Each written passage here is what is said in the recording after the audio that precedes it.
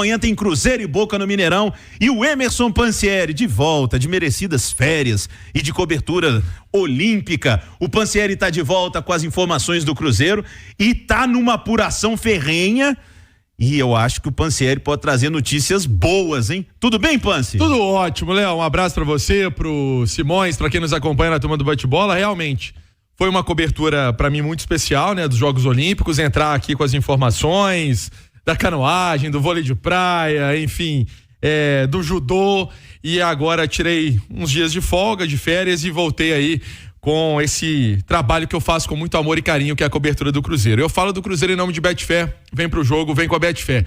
O Cruzeiro finalizou os trabalhos para amanhã, Léo.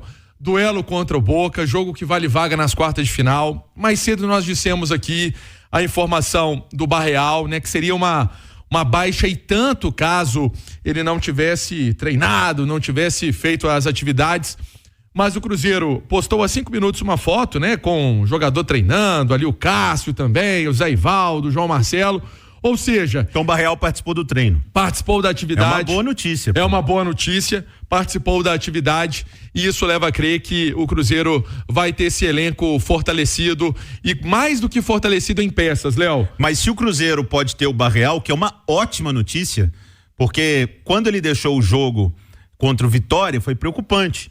E você está acompanhando isso. O Rubem Júnior estava acompanhando o Cruzeiro nas suas férias. Era uma situação preocupante do Barreal, o fato dele ter participado do treino. Agora, no Boca, eu já vou acionar o nosso Paulo Azeredo, que está acompanhando o Boca Juniors. O Boca tem uma baixa, nossa, mas importantíssima. Não é isso, Paulinho? Alô, Léo Figueiredo, um abraço pra você e quem tá ligado agora na turma do bate-bola. Olha só, Léo, Boca Juniors chegando neste momento em Confins, a delegação do Boca desembarcando no Aeroporto Internacional Tancredo Neves e vai direto para o Ouro Minas, hotel em que ficará hospedada até o jogo de amanhã. A delegação se concentrando por ali, depois seguindo para o jogo e volta para Buenos Aires na sexta-feira pela manhã. Hoje uma bomba antes do embarque aqui para Belo Horizonte. A Itatiaia antecipou já no Rádio Esportes, Edson Cavani está fora, não joga, lesão muscular que ele acabou tendo no treinamento de preparação para o jogo e com isso o Jimenez será o atacante formando a dupla ao lado do Merentiel, ex-Palmeiras. Uma outra modificação na equipe em relação ao time que enfrentou o Cruzeiro semana passada, a vitória por 1-0 com o gol do Cavani inclusive, é o Medel. O chileno perdeu posição na equipe, vai para o banco de reservas e aí a dupla de zaga sendo formada pelo Lema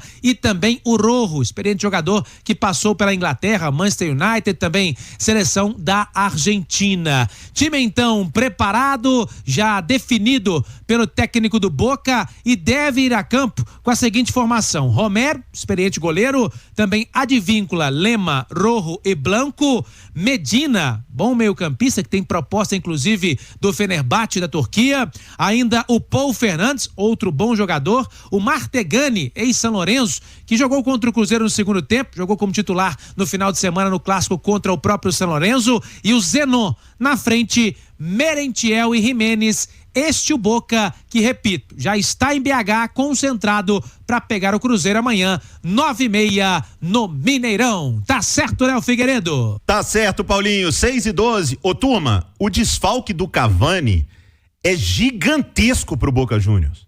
Não é só porque ele é o melhor jogador, é o principal jogador, porque tecnicamente, inclusive o cara que fez o gol lá na Bombonera, ele é uma referência pro time. Não só tecnicamente, mas é da confiança também. Vocês imaginem se, do dia pra noite, o Matheus Pereira não joga contra o Boca. O que isso significa para o time do Cruzeiro? Que seu principal jogador não vai pro jogo.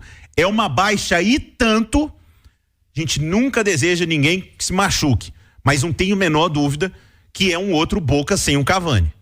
Ou tô falando bobagem aqui, professor? Olha, eu acredito que não. Eu acho assim, até que de repente, eu não sei qual vai ser a estratégia do Boca, mas eu acredito que vai ser um time bem fechado, né?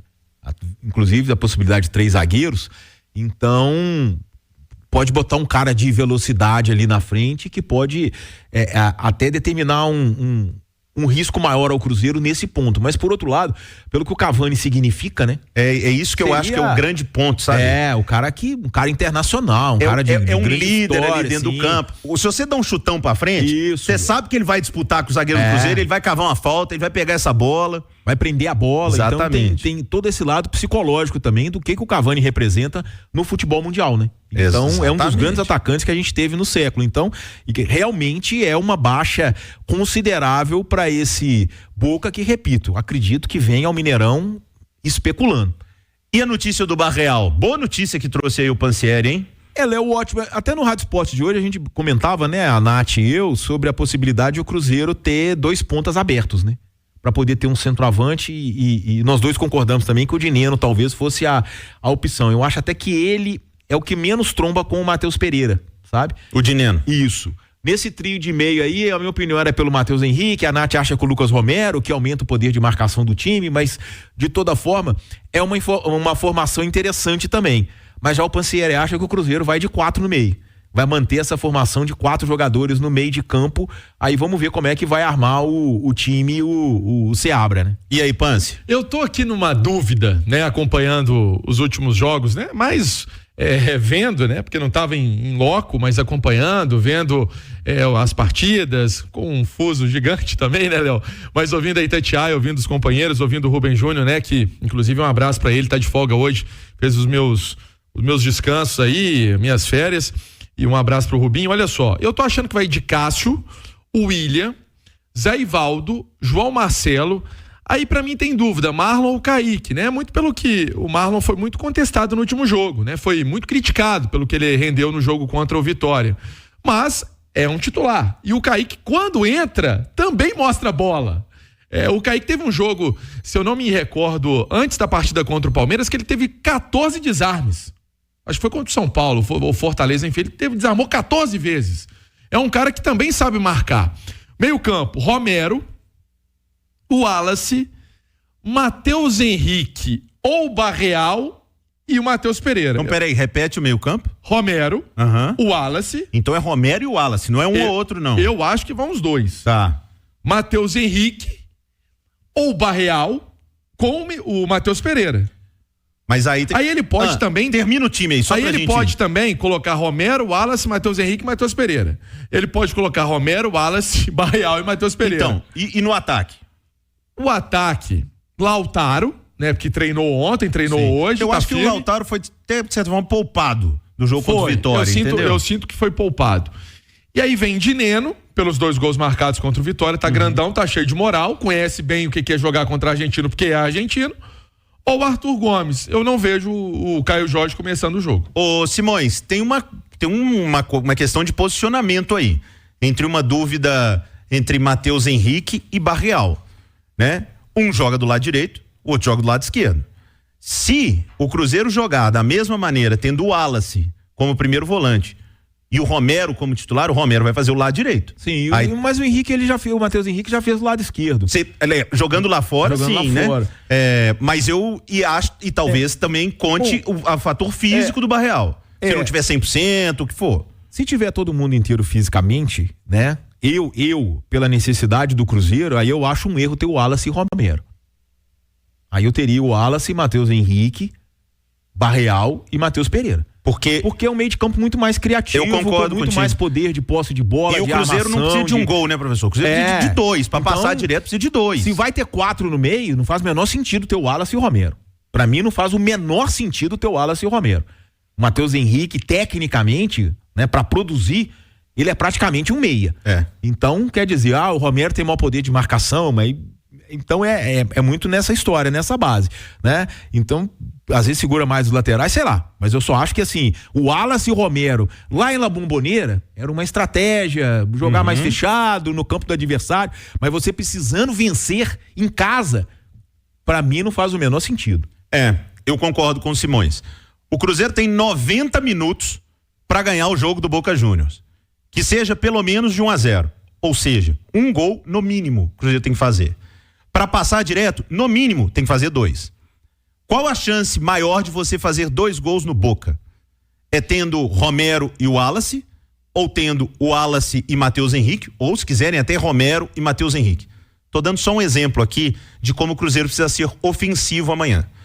Porque de nada adianta ter medo de um gol do Boca e passar 45 minutos com 2 primeiros volantes, jogando 2 caras de marcação, sendo que você precisa muito mais de atacar amanhã do que de defender.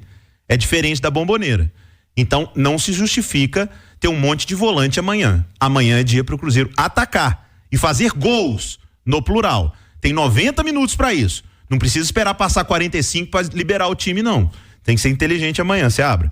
Arremata o Cruzeiro pra gente, Pansi. Pra gente arrematar o Cruzeiro, então, Léo, sai a lista de relacionados agora à noite, né? O Cruzeiro já sabe essa informação que foi colocada pelo Paulo Azeredo em relação ao Cavani, certamente é uma informação relevante. O Cruzeiro necessita de vencer por 2 gols de diferença, né? Por exemplo, 2-0 o Cruzeiro se classifica para a próxima fase das quartas de final, outro 1-0 tem decisão por pênaltis. O Cruzeiro também fazendo atividade hoje, pensando em todos os panoramas, em todas as circunstâncias, mas o técnico Fernando Seabra tendo essa boa notícia de um jogador que fez um exame, fez ali uma avaliação, foi treinar e pode ser aí um jogador também para ser mais um que conhece bem o futebol argentino, né, Léo? O Barreal, para esse duelo importantíssimo no Mineirão, com casa cheia. Ingressa agora é só aquele restodonte. Sabe aquele negócio que a pessoa compra e não efetua o pagamento? Sim. É só assim porque vai ser casa cheia amanhã. Boa, Pansi.